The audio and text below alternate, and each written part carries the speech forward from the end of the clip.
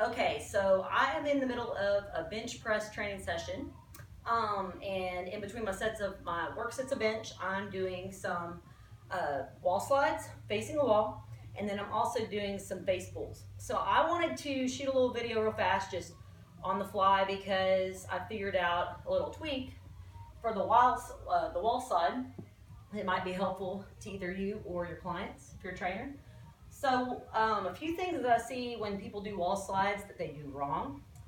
One of the things is, well, first off, a wall slide is meant to help improve mobility through the scapulothoracic region, which is basically shoulder blades and your upper back.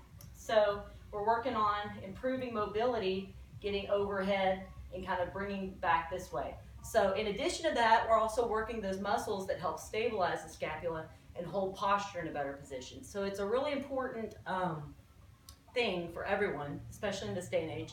So wall slides are an easy way to do it. And face pulls too. Face pulls kind of do the same thing. We're hitting the same area.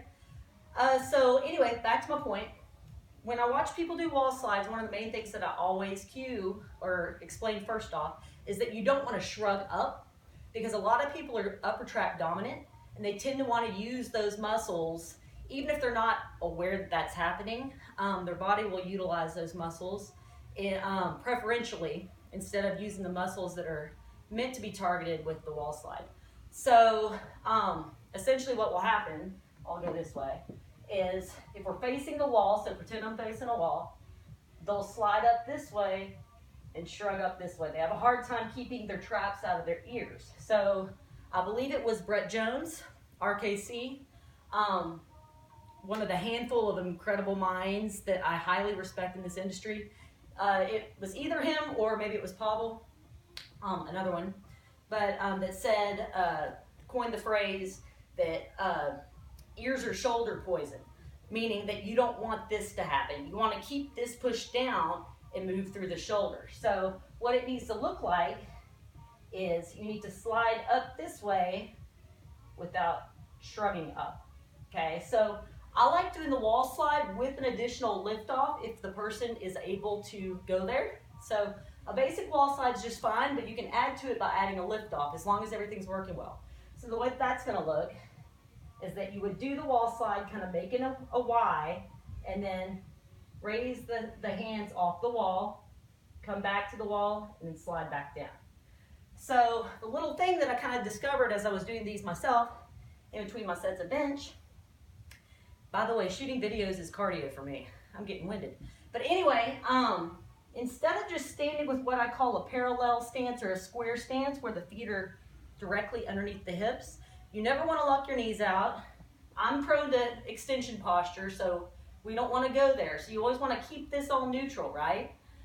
So what I see is that people do a wall slide and they'll kind of hinge at the lumbar region, or the thoracolumbar, kind of that region too, in general, I guess I should say. But so for me, when I do a lot of exercises, I know that I'm not supposed to do that, and I have to make a conscious effort not to do that by keeping my glutes tight and everything engaged.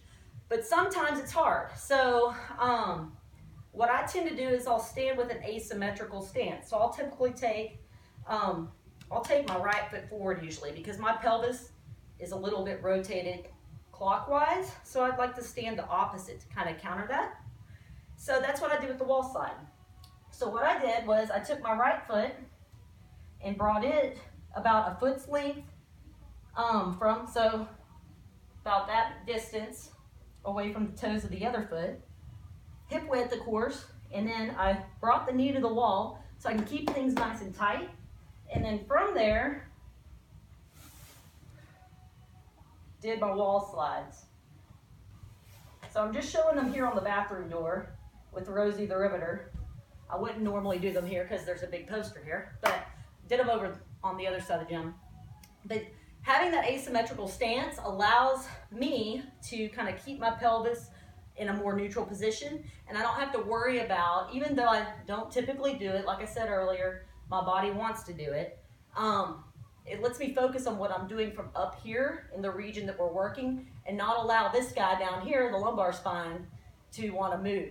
I'm able to stabilize better in this asymmetrical stance. I can keep my butt super tight, which that's always a good idea. And it just kind of makes things a little bit more simple. So basically any exercise, I mean bicep curls, side raises, stuff like that, simple single joint bodybuilding type stuff, you can utilize that asymmetrical stance and you'll have less tendency to want to do this, okay, which you see in a lot of big commercial gyms. You see the dudes woo, heaving the weights up all the time, which every now and then that's okay to do if you're eking out a rep or two, burning things out. But if you stand with an asymmetrical stance, you can lock this in better and control things a little bit more. So give that a shot.